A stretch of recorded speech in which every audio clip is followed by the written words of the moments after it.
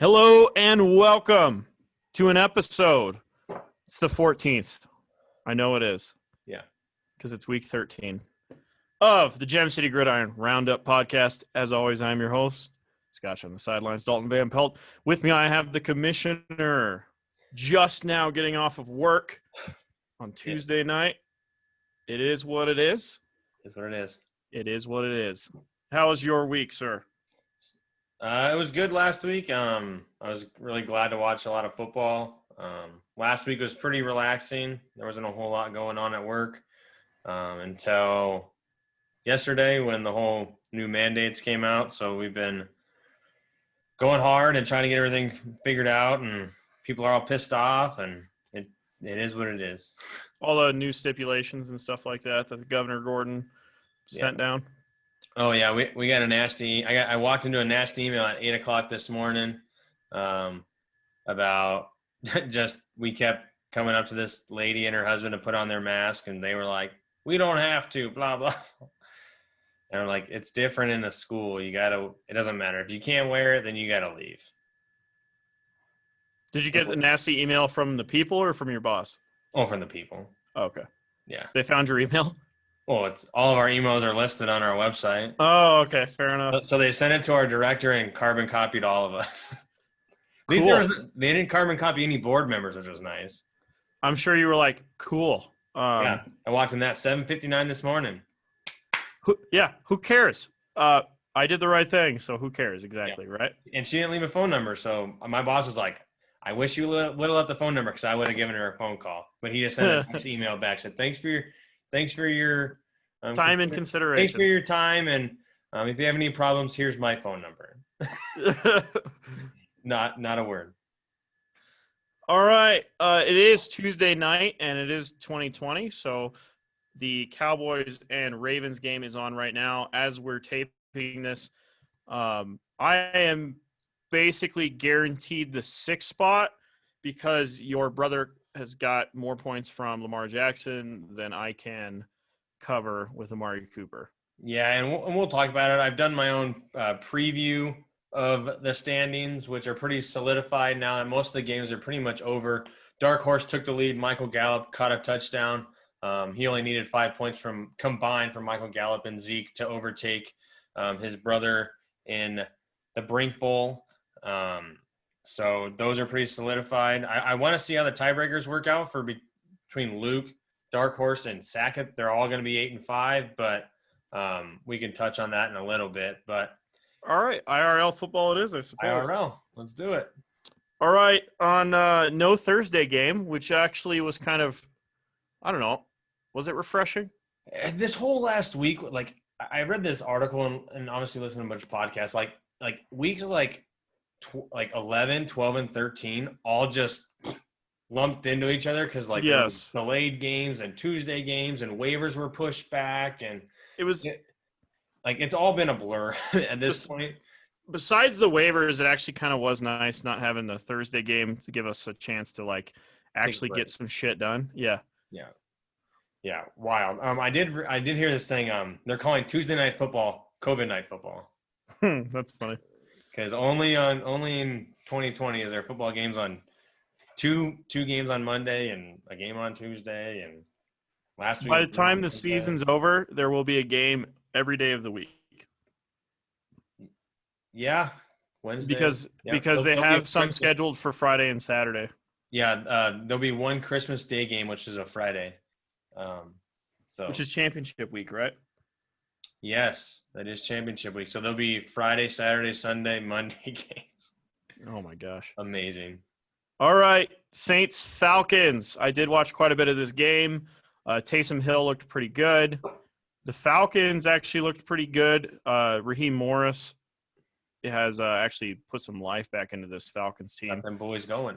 Todd Gurley was completely ineffective. Ito Smith out snapped him. Julio Jones looked good. The Saints defense is so damn good. Yeah, they're good. The only two players you can play on the Falcons are Calvin Ridley and Julio Jones. You can't play anybody else. You're right. You can't play Matt Ryan. You can't play Hayden Hurst. You can't play a running back. I guess the only one you could play Hayden Hurst because tight end is a crapshoot. Ghostland. So I mean, you could throw him out there, but I wouldn't. Yeah, those are the only two you could trust. Matt Ryan, maybe in a really good matchup, but it's Julio. Todd Gurley is a tight end at this point. If he doesn't score a touchdown, he's useless. That's very true. But he still did get all of the red zone carries. He does not look.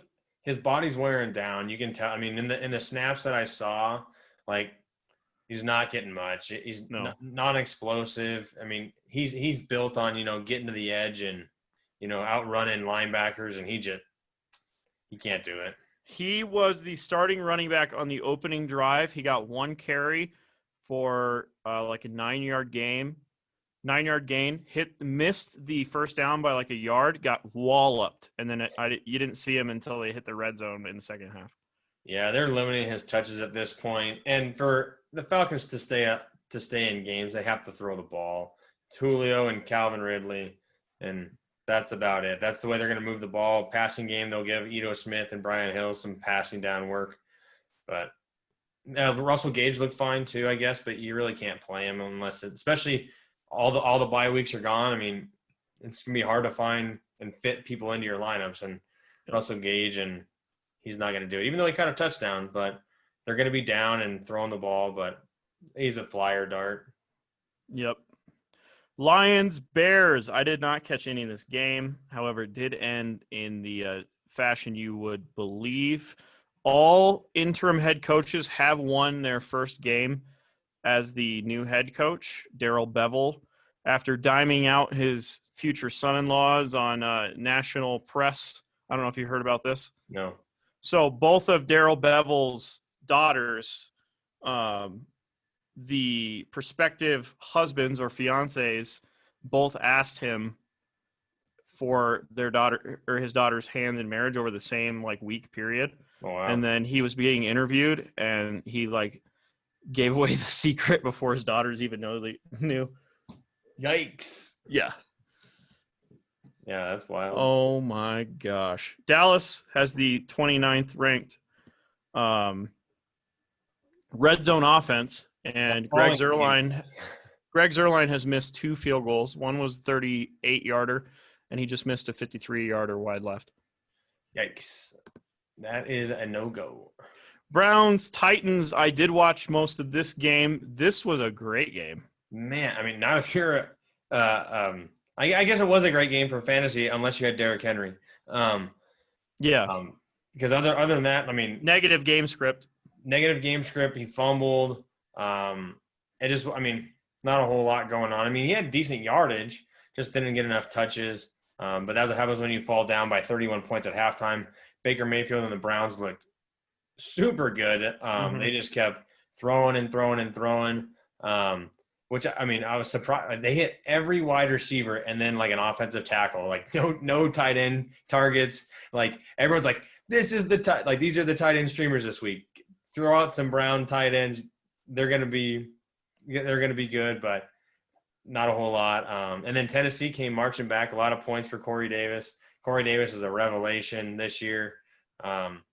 This year's Devontae Parker, 5th-year option declined. Playing for their next contract. He's going to get a contract now, and playing good. And, I mean, we all made fun of Cole picking up Corey Davis in the last round. He's making us eat our own words this time of year. 2 plays that really stuck out to me, both in the first half for the Browns. They were very, very inventive offensive plays. Yeah. The first one was a end-around pass for Jarvis Landry, who's rolling to his left. He is a lefty, and Baker Mayfield goes up and gets it. The high pass, catches it in bounds. It was a very athletic catch by him. And they actually got a roughing the passer call on top of that. I remember because that's right. Walloped Landry. He clocked him good, and they called the roughing the passer on that. I bet the ref's oh crap, he's a passer. Yeah. So that was a huge play. That really got their momentum going. I believe that was on their very first drive. Baker, yeah. Baker, it's like a 2nd and 6. I think it's a 3rd touchdown to Donovan Peoples-Jones. Baker had a really good play action, faked the pitch, and then hit the ball pretty well. And Oh, I saw that. Yeah. it was a 3 tight end set. It looked like it was going to be a run. They had just Donovan Peoples-Jones, who's the This is a single double wide move, I receiver. believe. Yep, out and up, and just burned them. Like everyone thought it was going to be a run. You know, you have Nick Chubb in there, 3 tight ends, and only Donovan Peoples-Jones, not even Jarvis Landry, and just ran him out and up, and they burned him. It was like 70 yards. I guess there were 3 plays then because that one was great. That one was awesome. Kevin Stefanski, like the Browns are 9-3. Their offense is rolling. Their defense is, I mean, you got Myles Garrett on the defense, and they're playing good. So they had Nick Chubb and Kareem Hunt in the backfield. Hunt was the deep back. Chubb was split in the backfield in the strong formation. Faked the handoff to Chubb going up the gut. Chubb faked that he was leaping over the pile. The defense bit. Then he faked the pitch out to Kareem Hunt, who was rolling to the left with Baker. And then the linebacker came up off the block to get to Hunt, and the offensive tackle that was eligible was wide open. It was great. Big man touchdown. Big man touchdown. Everybody loves big man touchdowns, except when you're a tight end owner and you don't get any points. Yeah, exactly. That's about it. Everyone loves big man touchdowns. Dolphins, Bengals. It was kind of shocking, actually, that the Dolphins didn't put up more points. Tua is really hard to evaluate right now. Yeah, that was a pretty chippy game. There was 5 ejections. Oh yeah, I was so mad. 3 Bengals and 2 Dolphins players got ejected. Xavier Howard, and really good players. Yeah, Xavier Howard, Tyler Boyd, Bob Corner, Tyler Boyd. Devontae Parker got ejected. It was a wild game. Like all the afternoon games had started, and then there was still the Bengals and Dolphins game was still like 7 minutes to go in the fourth quarter because of all the fights. It was really weird. I was hoping to get bonus coverage of that one because the Bengals actually were moving the ball quite a bit. They just couldn't punch it in. Yeah, there wasn't a whole lot going on in that game. Not a lot of fantasy outlook. Except Tyler Boyd cut the long touchdown and then got ejected. Yeah. That was his only. I think it was a 75-yarder. That was his only catch of the day. Or 72, I think. Yeah. Otherwise, not a whole lot in that for fantasy purposes. Defenses maybe Miami D, but not a whole lot there. Vikings, Jaguars, negative game script for the Vikings, which they don't play very well in. Dalvin Cook, going into this game, it was reported that he was feeling a little sore, a little beat up because they have been pounding the rock with him. He is still playing on his rookie contract, by the way. Because he got his extension. Oh, did he? My bad. Yeah, he did get his extension right before the season. Big extension. Okay, I missed that, but he deserves it. Yeah, I love how they're saying like we're gonna tone him back a little bit. Oh no, let's just give him 38 touches. Did he have 38 touches? Yeah, I think he had like 32 carries and 5 catches. Man, I didn't realize that because they did have negative game script. The Mike Glennon, of all people, was slinging it all over the place. Yeah, Mike Glennon, man. Well, he played for Jacksonville. Or no, that was Jacksonville. Where was it? I saw a tweet. He played for the Bucs. He played for the. Yes, that was it. Mm-hmm. Yeah, he was drafted by the Bucs out of North Carolina State. And Mike Glennon is not very bad. Apparently, Minshew's been chomping at the bit to get back, but they're not letting him get back in the starting lineup. Really? They probably don't want to win a game. Yeah, Minshew could probably win him a game. Exactly. Well, Minshew was only like 1-7 though, but still. Yeah. Texans, Colts. Phillip Rivers takes care of business. Romeo Crennel is obviously not the answer.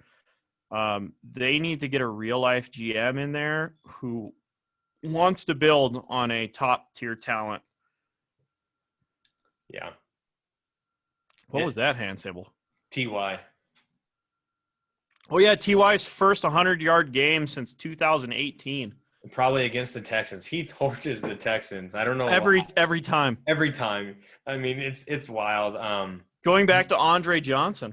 Yeah, they just I don't know. It's T.Y. I mean, I don't believe the hype. Everyone's like, you got to get on the T.Y. train. I'm like, no, it's only 2 games. Like, people have hot stretches. Michael Pittman looked fine still, even though he only got 5. He caught all 5 catches for 5 yards. Or not 5 yards, 5 targets, 5 catches. Just T.Y. caught all that deep balls. Rivers has been throwing it around.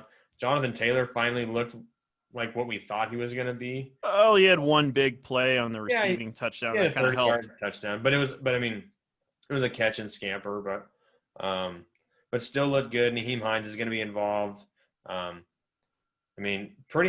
feel like, I don't know, the only players I could probably start pretty comfortably, I probably couldn't start any Colt comfortably. But the Colts you could play, I'd probably say it'd be Hines.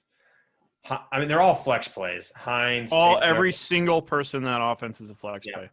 And none of the tight ends. I don't want anything to do with those tight ends. But it's Pittman, Hilton, Taylor, and Hines. They're all flex plays. I would rank Ty on the lower end of that, but Ty is a desperation play. Yeah, and with everybody not on buys, it's hard to get those guys in your lineup unless you're really shooting for the moon. If you're the underdog, and like that's fine.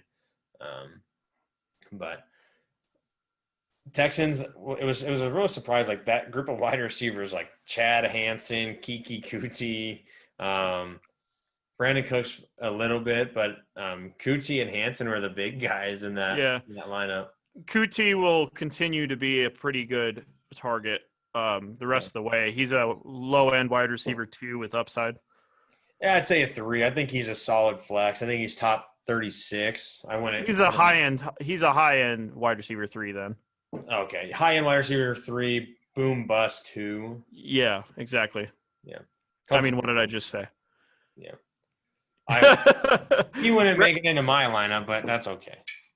Raiders, Jets. This one got somebody fired.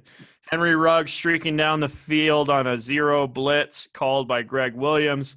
Henry Ruggs is fast. I think he forgot about that. I listened. Yeah, I know. I listened to one thing. It was like the Jets snatched defeat in the jaws of victory. Yes. Opposite. It was just so bad. I don't know how you throw a cover 0 blitz. And that's the only Jets way to do it. You wouldn't even do that in Madden. No. They said that was the first time in like 250. It was the first time ever. First time ever that someone ran cover 0 in that scenario. That situation. Yep. And it's Derek Carr. It's not like it's like some it's not like it's some third string quarterback where you do that. Like Derek Carr is the most accurate. He's the most accurate deep field passer or deep route passer this year. And you have Henry Ruggs who runs like a 2-4-5, like a 4-2-5. Mm-hmm. I mean, like, I don't know, it's the fastest guy in the NFL essentially, and you're gonna run cover 0. I mean, I think maybe he just wanted to get out of there, and that was the easiest way to get fired. How's he supposed to afford his hair dye now? He's got enough money. He's got to have enough money. Rams, Cardinals. The Rams defense came through again with a bunch of turnovers, I believe. Did you watch this game? Not a whole lot. There wasn't a whole lot of red zone on that game. The only thing I got from it was like Kyler Murray's shoulder is not healthy. No. He's not running the ball, which means he's scared to take a hit. He's not throwing down the field. Like if you look at some of the next gen stats, like the route trees of all the wide receivers the past couple of weeks, like it's in any of the big plays are all yards after catch. Like they're like all 10, 15 yards down the field.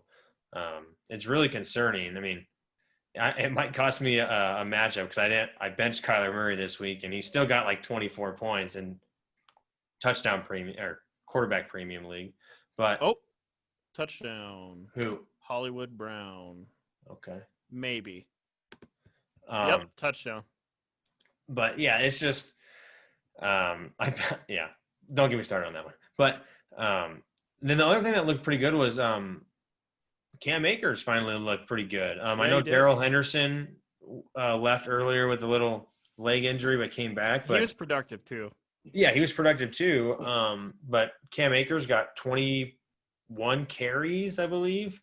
And he looked pretty good. I mean, it's still hard to trust a running back in that backfield. You have to be volume wise, you could probably trust on Akers. Yeah, but not this week. I'm not trusting him this week. Who are they playing? Thursday night against New England. No, thank you. No, thank you. Negatory. No. That's not the matchup you want. You don't want to play the Patriots with rookies, and they made Goff and all them look bad in the Super Bowl. So Giants, Seahawks. What a weird day in football. Did you see this game? yeah, I watched quite a bit of it. It wasn't a lot in the red zone, but obviously they flipped to that game because it was a close game a lot. Metcalf got shadowed pretty well by Bradbury, except the one time that he threw him to the ground. That was a pretty good highlight. If you haven't checked that out, you'll have to find it. Oh, when Metcalf did it to Bradbury? Metcalf, Bradbury. Yeah, I saw that. And Bradbury is actually a very talented corner. Very good. Yeah, Metcalf was like 5 for 80. That's pretty quiet for Metcalf. Lockett, not a whole lot. Chris Carson was about the only bright spot on that team. And then the Giants looked. I mean, Wayne Gallman looked really good. And then my boy, again, yeah. And then Wayne Gallman gets all the work between the 20s, and then my boy Alfred Morris, baby, 2 touchdowns. Which I think he only had like 5 touches. So don't be going to chase those points. But I love watching Alfred Morris get in the end zone. One of the best touchdown celebrations, I think. Mm-hmm. But the Giants are looking good. I mean, we'll have to see how that division turns out. The Giants and Washington are, turning it on. And those are the 2 teams that are contending, let's be honest. I think I would still pick the Giants at this point. Their defense is better. Their quarterback play is similar. No. I don't know. With Danny Dimes, it's probably closer. Yeah, but he should be back this week. Hopefully. But Colt McCoy just beat the freaking Seahawks. So, I mean, I don't know. Weird. It was very weird. Good for the Giants. Seattle's got to turn it up now. They're tied for the division lead. Packers, Eagles. The weird part about this game, I did get this game in the afternoon. I was making meatloaf. Mom, the meatloaf. Meatloaf. The Eagles actually were controlling time of possession in the first half, which was really weird to see. And then Davante Adams tore apart their secondary. And then their offense went really stagnant and couldn't do anything. And then first possession for the Eagles in the second half was Carson Wentz. And then their second possession, they switched over to Jalen Hurts, who ended up finishing the game. And is now the starter. He is now the starter. He is going up against the Saints. Yikes. I have one of my bets is that game. Okay. It's going to be a fun one. You froze, by the way. Did I really? Yep. I can still see myself. The funny part about Jalen Hurts is he is a true dual threat. Yeah. You can hear me just fine, right? Yeah, I hear you. Yeah, you're unfrozen now. Okay, cool. Your video is just frozen. Gotcha.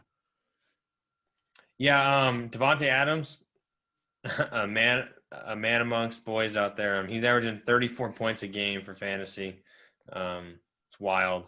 I've probably brought this up before, but you do know that you and I both have seen Davante Adams and Derek Carr play in person, right? Yeah. Okay. Yeah, they played. I probably brought that up before, but they played at Wyoming when they were at Fresno. We were just in shock and awe. I left in the third quarter. I think they were driving down the field, and I was like, you know what? Fuck it. I'm just going to go get drunk. And as we were walking out of the stadium, or maybe it was just me, I can't exactly remember, we watched Davante Adams score on a fade route in the corner of the end zone. Yeah, it's wild. They're so good. Yeah, they were ridiculously good. They tore us apart. Yeah. It was funny. I remember a couple years ago when Jordy was playing with the Raiders, when they played each other. I think it was on a Monday night, and Derek Carr and Rodgers, they were at midfield, and they got to throw to their old teammates during warm-ups for a little bit. Really? Yeah, Derek Carr was throwing a few passes to Davante, and Rodgers throwing them to Jordy. That was pretty funny. I didn't know that. That was a few years ago.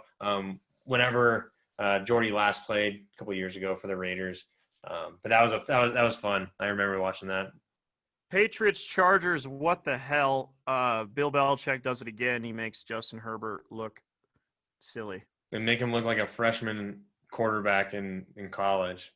Yeah, it was pretty bad. Yeah, no touchdowns, 2 picks, just classic Bill Belichick against a rookie quarterback. I didn't believe in it because of how good Herbert has been. Well, don't start your rookies against Bill Belichick, folks. Happens. you're going to get burned by it in the long run. It's not really worth it. But if that's your only option, you got to roll with it. I benched Kyler Murray for Justin Herbert this week. Ooh, ouch. And I'm hanging on by a thread. Broncos, Chiefs. Chiefs take care of business. They really didn't move the ball very well. I think that had a lot to do with Le'Veon Bell's lack of efficiency and just not being able to move the ball. Honestly, I think their backup running back should just be Darrell Williams because he has just got more fresh legs, in my opinion. Yeah. Le'Veon Bell's a little washed up. Maybe it's not the offense. You can't say it's the offense, but no, it's not. It's not the offense because it's the freaking Chiefs. He took a year off from football, and I think that hurt him quite a bit. I mean, you're not in a locker room. You may be in shape, but you're not in football shape, and you lose your step pretty fast. The talk of this game was the touchdown that was a touchdown that they didn't realize was a touchdown. I know. And I thought the talk of the game was after the game when Travis Kelce thought they were playing the Raiders. Did he really? Yeah, in his post-game interview, he's like, yeah, the Raiders gave us a tough one today. It's so funny. He was still in last week. Somebody must have knocked him into last week. Oh, man. You'll have to go back and watch the post-game when he was talking with I think it was Tafoya. No, it was on. Yes. It's probably Lisa Salters, huh? Salters, yeah. No, it was a Sunday night game. So it was Tafoya. Yeah, it was pretty funny. I didn't watch a lot of that game, but I saw the very end, and they were talking about the Raiders. And I'm like, did he say the Raiders? And it's hilarious. It's like the ultimate like jab at the Raiders and the Broncos at the same time. Yeah, who cares? I had 10 catches. Who cares? I had 8 catches for 100 yards and a touchdown. You all suck. Yeah. But no, Chiefs played good. Our boy, another kicker, Butker, 15, 16 points. A lot of field goals that night, which is weird that they kicked a lot of field goals. They're usually really good on third down. There are a lot of close field goals too, 30 yards. Butker has been bad on extra points, so that's good. Mm-hmm. But yeah, that touchdown that's not a touchdown was really weird. Like you watch the slow-mo and it's like, what? How'd that happen? Like that bounce did not look like it should have landed right in his lap. Who's their replay guy? Because the second I saw that play, I was like, I'm pretty sure he caught that. And then they at least take a timeout and take a chance at it. Or at least, you have possession of the football. How does your replay guy not able to find that out in about 20 seconds? And they punted it pretty quick. They quick punted. Yes. It made no sense. Yeah. Anyway. It was the outcome of the game. It would have helped some fantasy managers, but that's life. Go ahead and get the Monday night games for us. You can have the honors. Well, I was pretty bummed on that first Monday night game. Monday afternoon game was the Steelers in Washington. I looked all over trying to find it on TV, and it wasn't nationally televised. Nope. And I was looking at it, and I was trying to figure out why. But because it was a 1:00 game on the East Coast, and DirecTV had the coverage. And so they only showed it in the local networks and if you had Sunday Ticket. And everybody lost their freaking mind on it because everyone expected, Monday night games. And so why? You know what? That was the NFL really dropped the ball on that one. Yeah, you could have got more viewers. Imagine what you could have done with Alex Smith. Yeah. You know what I mean? To advertise that game. You have an undefeated team and Alex Smith, who's the comeback player of the year. Yep. That's perfect. And then going back a week prior when Pittsburgh played on Wednesday night, granted that was supposed to be an NBC game, Thanksgiving game, and they showed it on TV. Those ratings were through the roof. I saw a meme I sat in my office and watched Wednesday afternoon football, and it was awesome. That's what I was planning on having in my office today or on Monday. Have it on in the background, and I was pretty bummed. I was just kind of following the telecast, and I was pretty bummed out. But going back to the game itself, Pittsburgh, a lot of miscues, no run game right now. Their run game is Ben in the shotgun, throwing a 3-yard slant or an out route and letting the receivers do the work. A lot of drop passes. And if you're going to play that sort of game, you got to convert on those passes. And then in that 2-minute drill, he throws a pick. Ben didn't take a sack, got a lot of batted balls. But I think the big takeaway from this game, obviously Pittsburgh lost, is I'm curious to see how Washington's offense changes with Antonio Gibson getting hurt. Did he? He got hurt in the first drive, a toe injury. Immediately was listed doubtful to return, never returned. I'm guessing turf toe Or broke? or broke toe. I don't know. But Peyton Barber came in, handled I think 12 or 15 carries, didn't do much. J.D. McKissick, 10 targets, 10 catches for 75 yards. He's back in the the running back 2/3 mix. Especially if he's out, we'll kind of follow that. But that's going to hurt them. And Scary Terry wasn't much of a problem, but Logan Thomas, a tight end that people might be counting on down the stretch, 9 catches, 95 yards, touchdown. But Pittsburgh always has trouble with tight ends for some reason. I don't know why. They've got a lot of injuries. They had another defensive injury for Pittsburgh.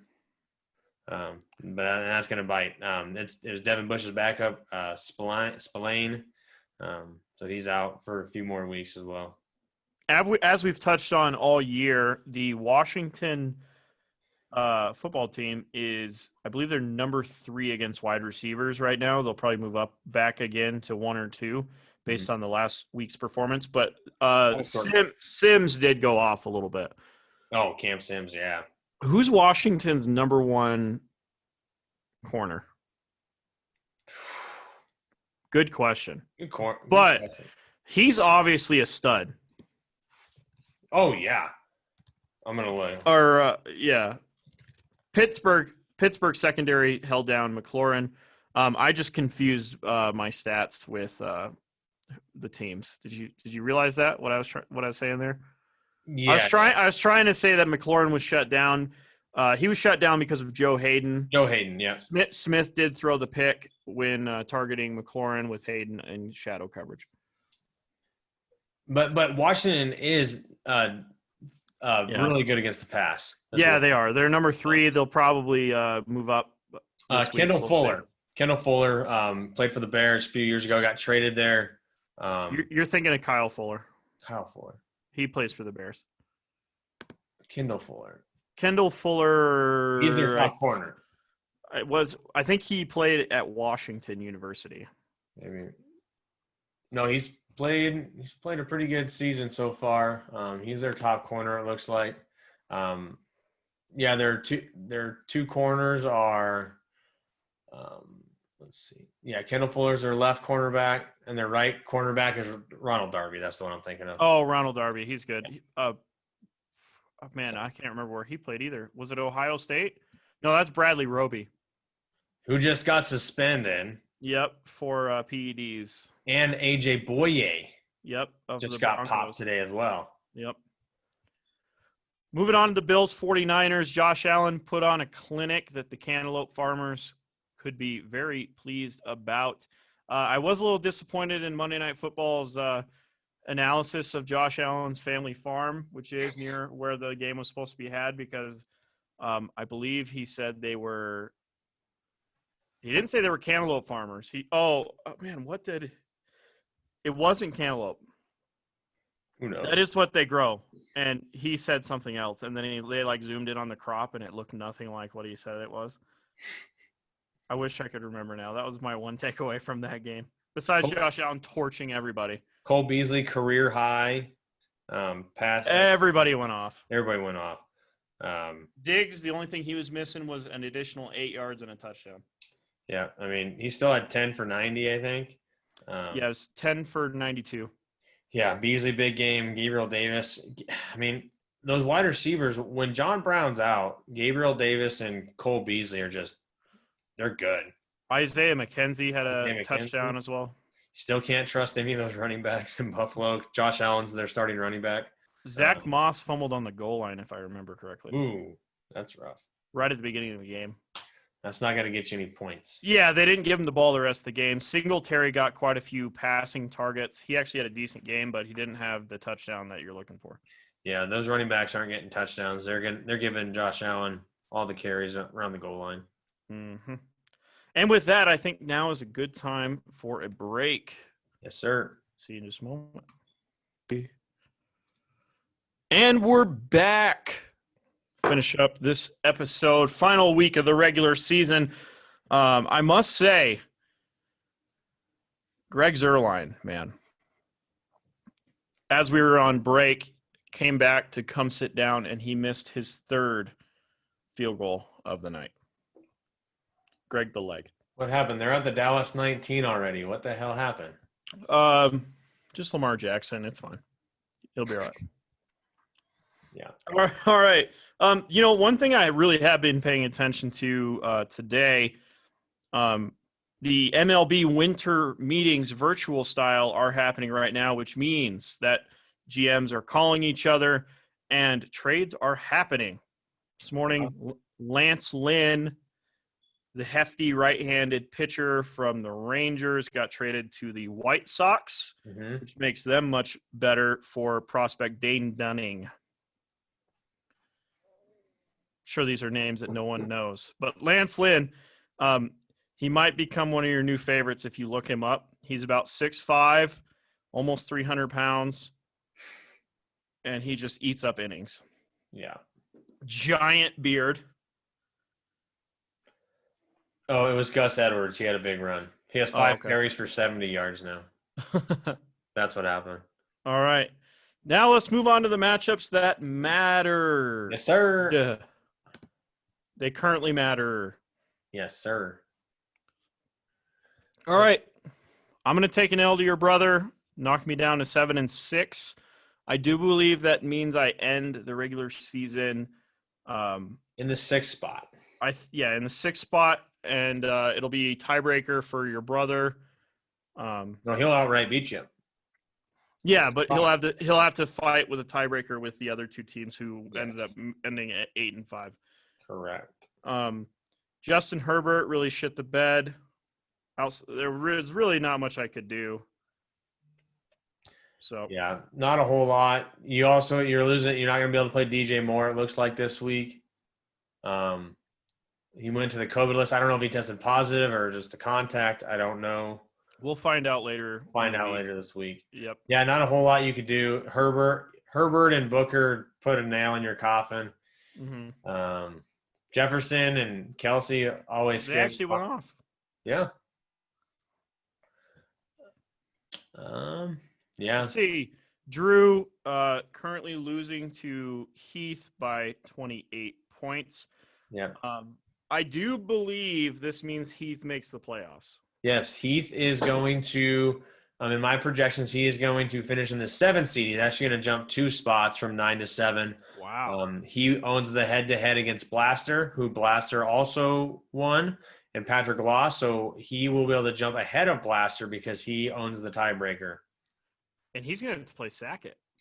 Yes. Well, I got to see how it works out, but I believe Sackett will be in the 2 seed. We'll move on to that. Oh, yeah. Moving on to that. Sackett's actually going to lose. Sackett got his any given Sunday 2-time. 2-time! Did get his bell rung a little bit this week. He's been getting his bell rung for a couple weeks now. He just finally nipped him in the butt. So one of the scariest teams that's going to make the playoffs. He is rolling it hot. I believe he's going to overtake the number 2 scoring team at this point. Yeah. So it looks like with Blaster and Heath winning, they will both move to 6 and 7. Heath will then jump Blaster for the 7th seed because of the head-to-head win. And Blaster would then move to the 8th slot. Sackett, I believe, has wrapped up the 2 spots still, even at 8-5. He is 2-0 against Dark Horse and my brother. And then Luke and Dark Horse are going to be the 4-5. I don't know which is which, but I feel like they're both locked into the 4-5 game against each other. Blaster scored 160 with Robbie Anderson on a bye week and Brandon Ayuk on his bench. That's scary. That is very scary. And he's got a tight end that's catching 6 balls a week. So, and Debo Samuel didn't put anything like a bad game up either. So, he's definitely, and Jarvis Landry's getting hot. I mean, he's one of the teams that's probably one of the scariest looking teams going into the playoffs. Lamar Jackson just made a linebacker look silly, but then he couldn't find a wide receiver because they don't have any. Oh, I was so pissed that Dez Bryant didn't get to play today. Did you see his tweet? Oh, he said he's probably gonna opt out now. Yeah, he's like, I'm fucking over it. I'm I can't done deal with this shit. this. Yeah.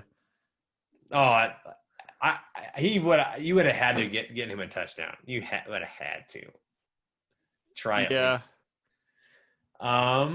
All right, then let's move over to. I'll move over to my game. I put up another solid outing against Lean. Dropped him to 4-9, and in the toilet bowl, I moved to 10-3. I will finish in the third seed because division winners get the 1-2 no matter what. And Cole is also going to finish at 10-3, and he won the head-to-head, which means he gets the 1, and I get the 3. Solid game minus Derrick Henry and Austin Hooper, but that's to be known for tight end. So Lee didn't get a whole lot from anybody except from Tannehill. The toilet bowl is going to be very interesting. I did do a little digging. Only one. So of the 6 years of the Gym City Gridiron, only once has the team that finished in last place also finished last in the regular season and also last in the playoffs. So, little trivia question: was that the second year Riverside Rebels? it was actually the third year. It was all Timmy and all day. Oh, That's why he quit. The first 2 years, Riverside and 14 Nation or 12 Nation flip flopped. Yeah, okay, that makes more sense now. But Timmy's the only one that finished 12th and 12th. Everyone else says they haven't done it. So Drew, keep fighting, man. Keep fighting. Don't finish last. Don't ride that toilet seat. Speaking of which, all 4 toilet bowl participants last year, Luke, Any Given Sunday, 2-time, Dark Horse, and Cole had already all locked up playoff spots coming into this week. So all 4 toilet bowl participants last year are going to be fighting for a Suck-Up Cup this year.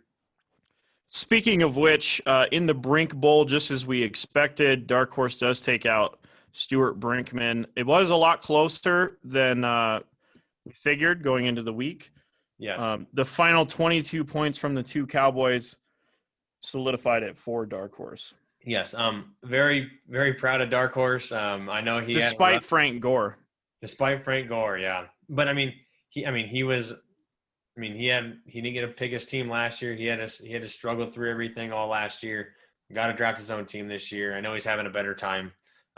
Congrats to him for wrapping up a playoff spot at least a week early, and see if he can take home a title. Yeah, Mr. Forearms. He's going to try to drop some elbows on us. Yeah. And the final matchup, which was decided prior to Tuesday night, was Cole locking up the number 1 seed, defeating Patrick. Patrick, is he out of the playoffs? He is out now. There was a 3-way tie for 7, 8, 9. He loses. The other 2 win. He will be the 9 seed. He will be the odd man out. The odd man out. He will be a game out, so it won't even be a tiebreaker. I think this is the first year in a while that someone's out on a tiebreaker. Wait, what do you mean? What's going on here? What do you mean? Oh, okay. I get it now. Because Pat lost, Heath won. And Blaster won. They're all 5 and 7. 2 of the 3 won, which means they're going to get in. So we're still going to end up with 1 person in the playoffs with Dad Magic. So yeah. So we'll see. I really do want to change the format of the toilet bowl. We talked about this last year, didn't we? A 2-week playoff in the 2-week playoff. So it'd be the 1 versus 4 for 2 weeks. And the 2 versus 3 for 2 weeks. And we hand do the second week. Well, I can change it. I have the power. I can change where the players go. Okay. I really want to do that. I know it's not.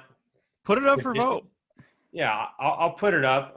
Put it up this week, and if it is ratified with 2/3 with everybody voting, we just institute it right now. And if not, then we'll just get it at the draft. And then so it guarantees the 2 worst teams playing in the toilet bowl. I love that. I really want to do it. I'll put it up on the Facebook page. Yeah, if we can get everybody to vote on that, then we can just institute it right away. And it gives you 2 weeks to like to prove yourself. Like, I am not in the toilet bowl. Right, No and to actually way. care. You know Yeah. what I mean? Yeah. For So 2 more weeks, you have to care. And then if you end up in the toilet bowl, that's 2 more weeks you have to care. no, it's only 1 more week. So the toilet bowl championship is still just 1 week, week 16. Come on, make it 17 too, so that we can see a No. bunch of backups having to be on the No, I'm not team. doing that. Please. No, I'm not doing none of this week 17 BS. All right, I'm voting no then. No, just 2 weeks for 2 weeks for the semifinal. So the 1 versus 4 and the 2 versus 3. We can see how it goes. It might give. I mean, it gives those teams in the toilet bowl. It does give them a 1 week reprieve. They don't have to do anything, but because they'll all have a bye in week 14. They won't have a match.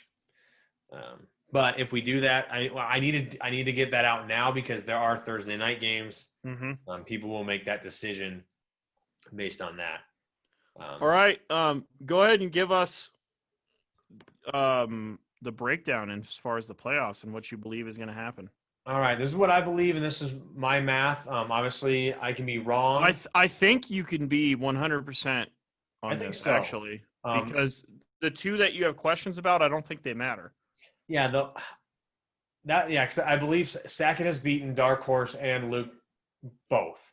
But the only question, if that wasn't the case, I mean, the second tiebreaker, Dark Horse has a better division record than Sackett. So that's the only where I'm getting a little like worried, like if it could flip flop. But I believe Cole will be the 1 seed at 10-3. Sackett will be the 2 seed at 8-5 since he is the division leader. Myself 10-3, the 3 seed. I believe Luke will be the 4 seed at 8-5. Dark Horse the 5 seed at 8-5. Dalton the 6 seed at 7-6. Heath the 7 seed at 6-7. And Blaster the 8 seed at 6-7, which would make the matchups Cole versus Blaster, which the number 1 seed versus the hottest team. Sackett versus Heath, we get the rematch of the Tyreek Hill 57-pointer. Didn't Blaster get beat by the 8 seed last year? He did. Little revenge there. Yep. He did lose as the 1 seed last year to an 8 seed by about 1.5 points. Then we got the 2 versus 7, Sackett versus Heath. We get a little rematch. Yeah, a little rematch like we wanted. Yeah, just what we wanted. Myself versus the commish versus the deputy commish. It's really gonna make our ski trip real tense. It'll be fun. One of us is gonna be happy. The others will be like. And then we got the 4-5 matchup, Luke and Garrett. I love that. There are rivalry games across the board. I hope that's the way it plays out. I know. The only thing that just the way it planned out, like I talked to Sackett earlier today, like you're gonna lose 2 of the top, like based on points and record, like you're gonna lose 2 of the top 4 teams in the first round. Because I would argue the top 4 teams are Cole, you, myself, and Blaster. Yep. Yeah, and so Cole's the number 1 seed versus the second highest scoring team. So you're going to lose a top scoring team or a top record. And then you have me, I'm going to be the points leader. No Triple Crown this year once again. That's all right. That's okay. No, I guess no pressure. Hopefully we never get it, but it'll be me who's the top scoring team versus you, who I believe will end up being the top, the 3rd highest scoring team. So right. And I was holding on between 1 and 2 like all year into these last 3 weeks. But Blaster got hot the past couple weeks. So right off the bat, you're losing 2. And then you get Luke and Dark Horse, whose teams are starting to form like they're going to start doing well. And then we have the rivalry with Sackett and Heath. Heath's team's been playing well. Sackett may be getting Christian McCaffrey back. That's going to be huge. It's going to be a wild finish. No matter what, you might want to play somebody in the playoffs, but at this point, the top 8 teams are the top 8 teams. everyone's around 500 and they all have good teams. Otherwise, they wouldn't make it in the playoffs. Hey, we don't have any stupid tiebreakers when it comes to making it into the playoffs this year. Nope, not this year. And then going on to Patrick, he'll be the 9 at 5-8. Stuart Brinkman with, I believe, his worst record ever in the Gem City Gridiron, 4-9. Lean with also a 4-9 record, and then Drew wraps it up in the 12th seed with 2-11. So that's what I have. Which is not the worst ever. Cole, a perfect 7-0 record in division play. Congrats to him. That's crazy. One of the craziest things in the harder division. Oh, in a very hard division. What was I going to say with Cole? So Cole was actually going to be the guest tonight. He's actually heading back from a job. What? Say what? I thought that was an interception for a second. Cole was supposed to be on the podcast. He's heading back from a work site. Said he wanted to be back to about 8 or 9 local time. He's like, I'm driving back from Rollins. I was like, hey, you could just stop and do the podcast with Dalton. And he's like, he lives in this shit. Yeah, he could have. He's like, he lives in this shithole. I was like, yeah, he does. What an asshole. Yeah, he could have just stopped by. I had no, because he works in Medbo, right? Yeah, I think he was at a job in Rollins or something today. Oh, well, yeah, his ass could have just stopped over. I know. But what was I gonna say? It was God, I can't quite remember. Well, it doesn't matter. But no, that was an interception. It's coming down. Who threw it? Dalton? Mm-hmm. Oh, yeah. Did they call it? No, they didn't call it. They called pass interference. No, they called defensive holding. First and goal at the Baltimore 1. It's going to be Zeke. I don't think he got in. Oh, nope, he didn't get in. Anyway, where were we? Give it to him Cole on first didn't show goal, up. second and goal, third and goal, and fourth and goal. Give it to him at the 1 every time. But yeah, so that's what I believe is going to be the standings. I think you're about 98% there. Yeah, I think it's. They gave it to him again. He couldn't get in again. Damn. You got to go for it. Zerline's going to miss a 19-yard field goal. So, yeah, it's. This is what I was going to say. So Cole, myself, and Luke are 3 of the quote-unquote hottest teams coming in to the playoffs. Yeah, I'm limping in like I normally do. So Cole, myself, and Luke, all in the same division, will have won 4 in a row going into the playoffs. Wow. So one of us, if one of us could pull off the championship, would be 7 in a row to win it. That's pretty hard to do. That's hard to do. I mean, it's hard to win 3 in a row. The record this year is 5 in a row. We only do regular season win totals for longest winning streak. Cole did win. He started 5-0. Touchdown, Amari Cooper. No, it's still possible. Is it Amari Cooper? Still possible. Is it Amari Cooper? Amari Cooper. No! Yep. That's the one I could not have score. Were you playing against Amari Cooper? Oh, my God, I might.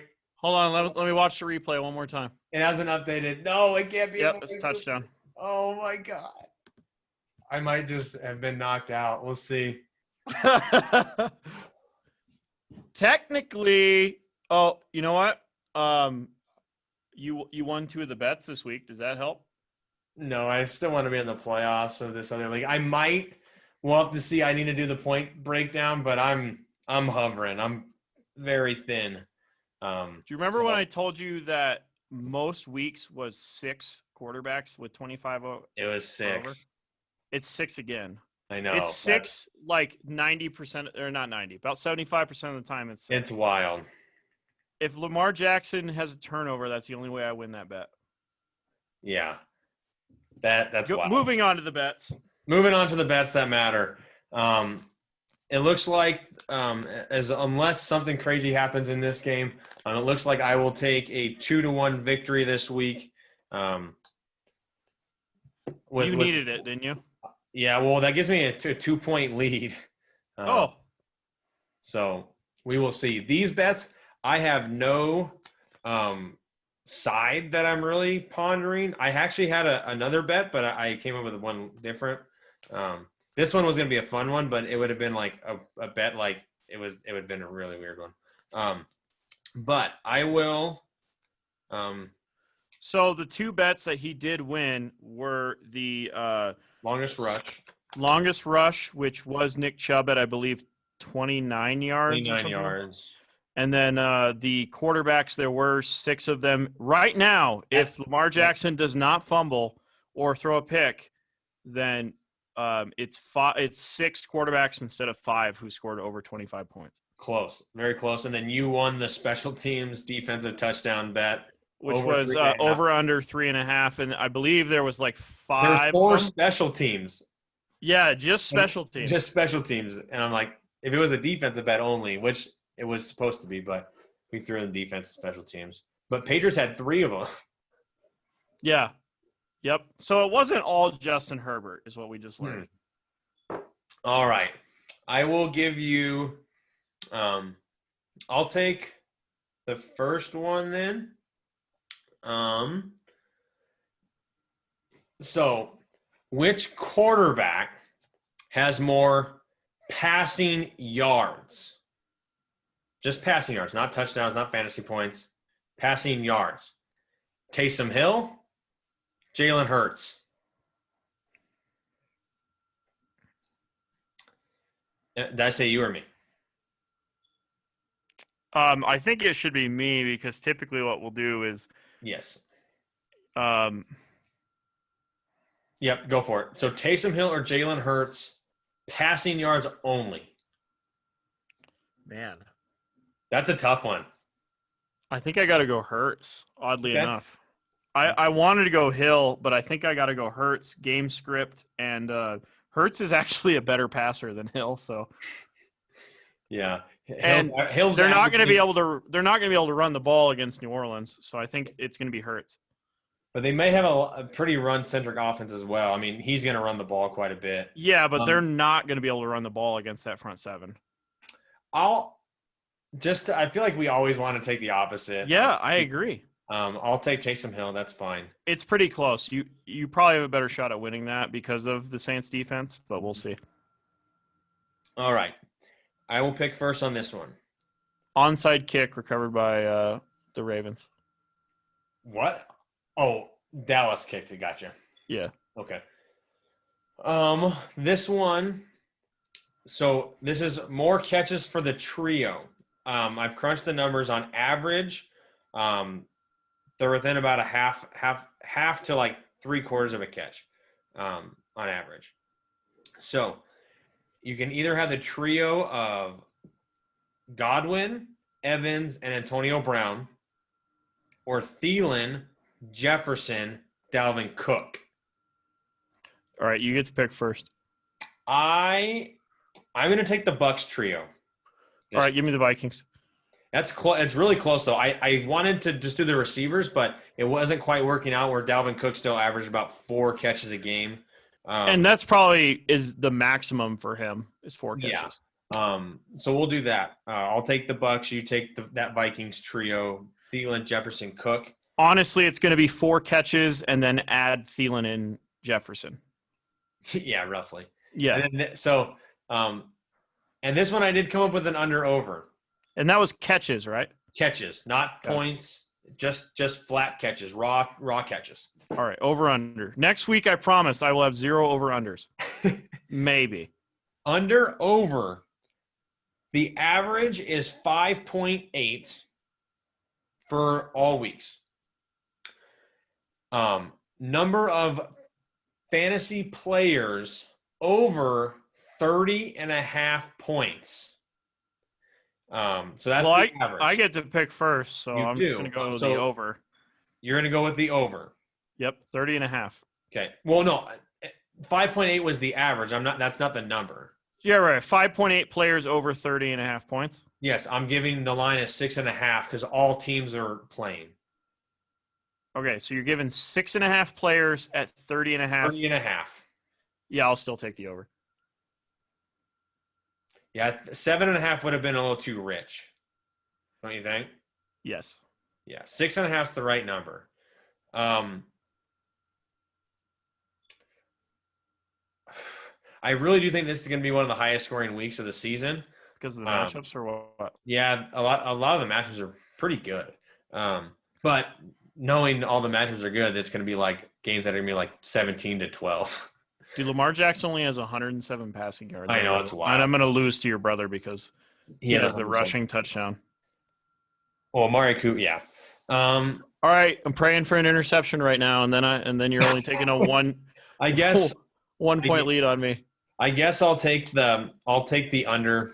It's a close one, honestly. I'm not thrilled about the under. I know you always take the overs, but I felt like 7.5 you would have taken the under. Yeah. So I'll take the under at 6.5, under 30.5. The only outlier was 1 week there was 10. Jeez. And that was week like 3. Most of them were on my team, I think. But most of them are between 5 and 7. So that's why I thought the number was 6.5 was good. We'll go from there. All right. Anything else you need to add? No. Congrats to the 8 teams that made it to the playoffs of the Suck Up Cup. And for the Gym City Gridiron. All the toilet bowl teams, keep fighting. You don't want to sit on that toilet seat. I don't really have anything else, but I'm glad we've made it through a full regular season. Mm-hmm. And I hope we make it through the 3 weeks of playoffs with no problems. You know who I hope doesn't make it to next season? Who? Mike Nolan. And with that, cheers to all you out there listening to this here podcast. Gamesh, we'll catch you next week. We'll see you.